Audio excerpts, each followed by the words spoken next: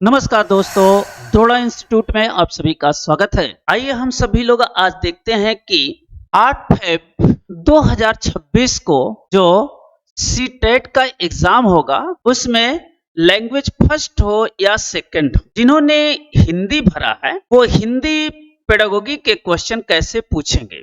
और ये हिंदी पेडागोगी का क्या है, ब्रह्मास्त्र है। अगर जैसा बता रहे हैं अगर वैसा आप कर लेंगे तो लिखित गारंटी के साथ आप पास हो जाएंगे। तो हिंदी पेडागोगी के आज हम लोग क्वेश्चन कुछ देख रहे हैं और इससे आपको कंसेप्ट डेवलप किया जा रहा है, करने का प्रयास किया जाएगा। तो देखिए आज हम लोग क्वेश्चन नंबर 1 को देखते हैं। पूछ रहा है जो भाषा है उसका मेन पर्पज क्या है। देखो भाषा हम क्यों सीखते हैं, भाषा जो है एक संप्रेषण का माध्यम है। भाषा एक संप्रेषण का माध्यम है, मीडियम। संप्रेषण का जो माध्यम है वो क्या है, एक भाषा है। संप्रेषण का मतलब होता है हम अपनी बात को दूसरे बात तक पहुंचाने का जो माध्यम है वही संप्रेषण कहलाता है। इसलिए हम भाषा सीखते हैं, वो चाहे लिखित हो, ओरल हो, किसी भी तरीके से हो। तो यहाँ पे देखो भाषा का मुख्य मनोरंजन नहीं, संप्रेषण सही है, लेखन नहीं, अध्ययन। तो इसका ऑप्शन आएगा बी। क्वेश्चन नंबर 2, भाषा शिक्षण में कौन से कौशल सबसे पहले विकसित होते हैं। अगर हम भाषा शिक्षण कर रहे हैं कौन सा कौशल सबसे पहले जो है विकास होगा, ये देखना है। तो ऑप्शन है लेखन, पठन, श्रवण और वाचन। LSRW होता है लिखना, पढ़ना, बोलना और सुनना। चारों कौशल ये है बच्चे के। इन चारों कौशल के द्वारा बच्चों के क्या सीखते हैं, बच्चे जो है भाषा सीखते हैं। भाषा सीखने का ये 4 कौशल है, लेकिन कह रहा है सबसे पहले कौन विकसित होता है। तो बच्चा सबसे पहले क्या करता है, सभी चीजों को सुनता है, श्रवण करता है। श्रवण कौशल सबसे पहले विकसित होगा। क्वेश्चन नंबर 3, सीटेट के क्वेश्चन नंबर 3, सीटेट के अनुसार भाषा शिक्षण का मुख्य उद्देश्य क्या होगा। देखो जिस ऑप्शन में व्याकरण रटना आएगा ये ऑप्शन हमेशा गलत होगा। व्याकरण रटने की बात गलत है। जिस ऑप्शन में भाषा का प्रयोग होगा वो ऑप्शन हमेशा सही होगा। जिस ऑप्शन में परीक्षा की बात कहेगा गलत हो गया। जिस नियम में याद करना हो गया, याद करना, रटना, ये गलत होगा। तो इसका ऑप्शन आएगा बी, भाषा का प्रयोग सिखाना। क्वेश्चन नंबर 4, बच्चों में शब्द भंडारण। शब्द भंडारण को बढ़ाने के सबसे अच्छा तरीका क्या है। शब्द भंडारण को हम कहते हैं डिक्शनरी।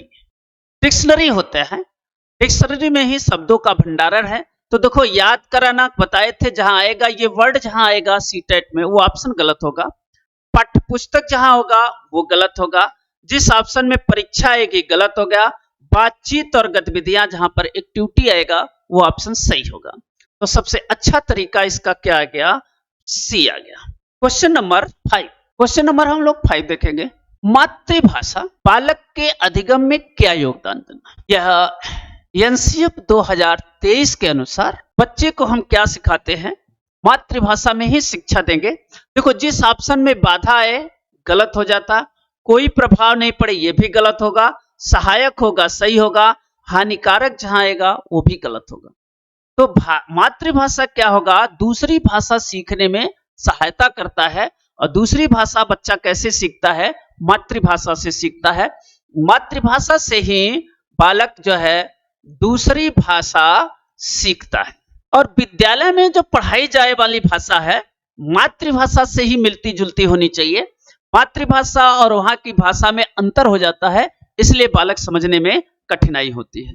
तो मातृभाषा क्या होगा, क्वेश्चन के अकॉर्डिंग जो है सहायक होगा। क्वेश्चन नंबर 6, सुनकर समझने की क्षमता को क्या कहते हैं। बच्चा जो है सुनकर समझ रहा है, और सुनना है तो ऐसे कौशल को क्या कहते हैं, श्रवण कौशल कहते हैं। श्रवण माने होता है सुनना। तो यहाँ पे लिखा हुआ है श्रवण कौशल जो है सुन करके समझने की क्षमता है। क्वेश्चन नंबर 7, भाषा शिक्षण में TLM क्या है। TLM जो है ये अध्यापक यूज करता है, यह अध्यापक का प्रयोग करता है, इसलिए बच्चों को समझाने के लिए, बच्चों को समझाने के लिए जिस चीज का टीचर प्रयोग करता है उसे TLM कहते हैं। इसे कहते हैं teaching learning material. Teaching learning material, ये आपका पहला ऑप्शन सही होगा। टीएलएम का फुल फॉर्म होता है टीचिंग लर्निंग मटेरियल। इसके बाद जो है क्वेश्चन नंबर 8, बच्चों में रचनात्मक लेखन क्रिएटिव विकसित करने के लिए शिक्षक को विषय थोपना चाहिए। जहां पर थोपने की बात आएगा वो ऑप्शन क्या होगा, गलत हो। स्वतंत्रता देनी चाहिए, सही है। गलतियां गिनानी चाहिए, यह भी बात गलत है। गलतियों को गिनाना नहीं चाहिए, बल्कि गलतियों को टीचर पकड़ कर क्या करता है, उसे शुद्ध करता है। अगर यहाँ पर केवल की बात आ जाएगा, गलत हो जाएगा। तो इसका जो ऑप्शन आएगा वो ऑप्शन आएगा बी। स्वतंत्रता देनी चाहिए बालक को सोचने की, तब बच्चा सोचेगा, समझेगा और लिखेगा। क्वेश्चन नंबर 9, भाषा की सबसे छोटी इकाई क्या है? ध्वनि होती है। जो साउंड निकालते हैं ये क्या है, भाषा है। तो भाषा की सबसे छोटी इकाई क्या है, साउंड है, ध्वनि है। क्वेश्चन नंबर 10 देखते हैं। पठन का मुख्य उद्देश्य नहीं है, पढ़ने का मेन पर्पज नहीं है। जानकारी प्राप्त करना, आनंद लेना, याद करना, समझ विकसित करना, ये तो ही है। पढ़ने का मतलब ये नहीं है कि याद करना, रटना। याद करना, रटना जहां आएगा वो गलत होगा, नहीं पूछा हुआ है। इसका मतलब है आपसे क्वेश्चन पूछा है, गलत क्वेश्चन पूछा है, इसलिए इसका आएगा सी। व्याकरण का सही उद्देश्य क्या है? अगर कोई व्याकरण सीखता है तो उसका मेन उद्देश्य क्या है? भाषा को कठिन बनाना, जहां पे कठिन शब्द आएगा वो ऑप्शन ही गलत होगा। भाषा को शुद्ध करना, भाषा प्रयोग में सहायता करना, नियम रटवाना, रटना, याद करना, कंठस्थ करना, ये सब गलत होते हैं। तो भाषा शुद्ध करना या भाषा के प्रयोग में सहायक करना, अगर ये नहीं होता तब ये सही होता। क्योंकि ये भाषा का प्रयोग में सहायक है तो भाषा प्रयोग में शुद्ध करेगा। भाषा प्रयोग जो है, भाषा प्रयोग या तो शुद्ध करेगा या तो अशुद्ध करेगा, या तो शुद्ध करेगा भाषा का प्रयोग या तो अशुद्ध करेगा। तो देखो शुद्ध यहाँ का एक सहायक है, अशुद्ध भी कर सकता है, इसलिए इन दोनों में सबसे सुटेबल जो है आपको सी मिलेगा कि भाषा का प्रयोग में सहायक। क्वेश्चन नंबर 12, भाषा अधिगम की प्रक्रिया होती है कृत्रिम, स्वाभाविक, बाध्य और जटिल।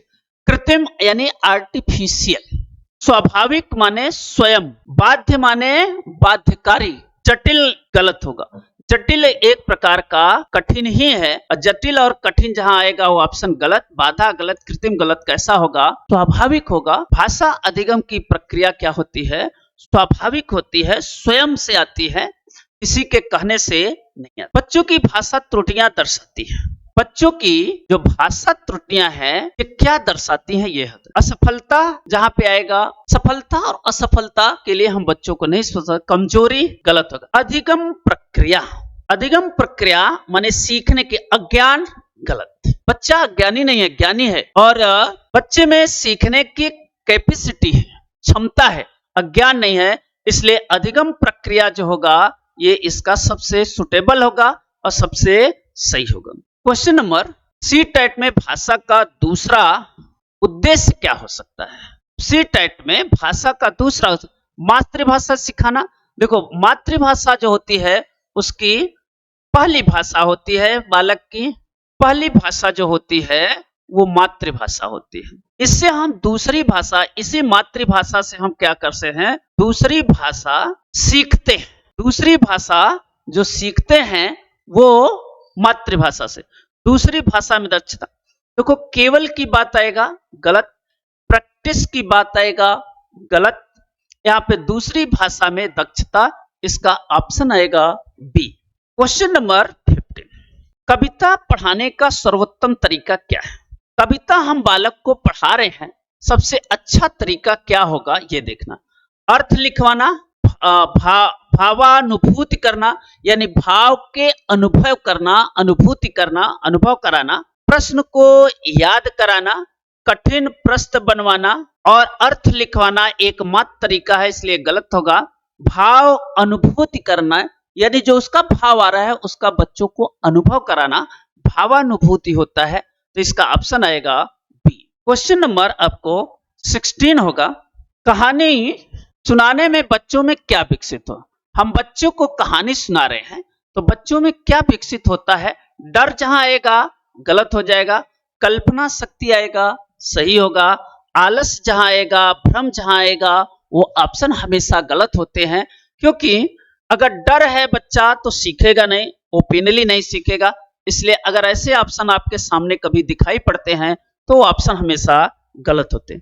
सतत और व्यापक मूल्यांकन सीसीई का उद्देश्य क्या है। देखो केवल की बात आ गई, परीक्षा की बात आ गई, ऑप्शन ही गलत होगा।